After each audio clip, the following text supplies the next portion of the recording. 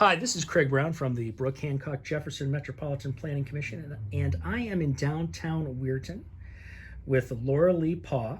She is the proprietor of Lee's Baking and More.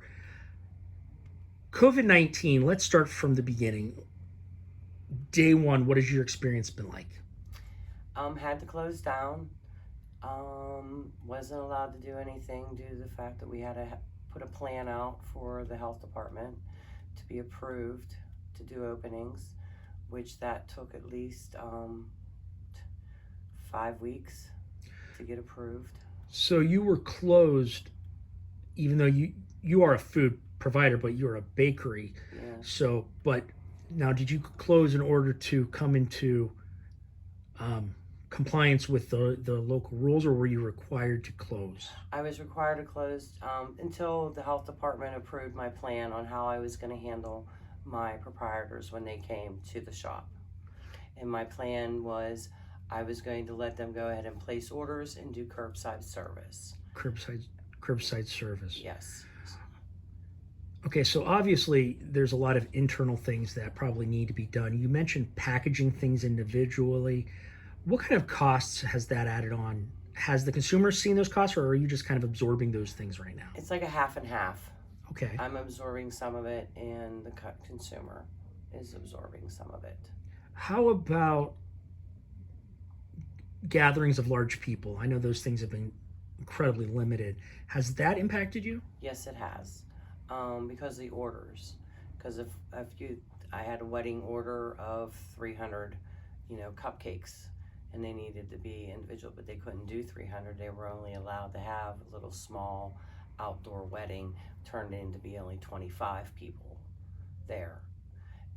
Yes, so it has impacted in that way for my clients. Now, we have talked about, I know that we opened up our conversation earlier talking about grants and things like that. Tell me about your experience applying for assistance. Were there any programs that you did apply to and you were denied, or how are things going? I did apply for all of the that was grants that were out there, and I was denied every one of them, supposedly due to the fact now I'm finding out. My business I started last October, and I just became a year in October this year. My business wasn't open long enough for me to get any assistance, but I did everything I was supposed to do by the rules.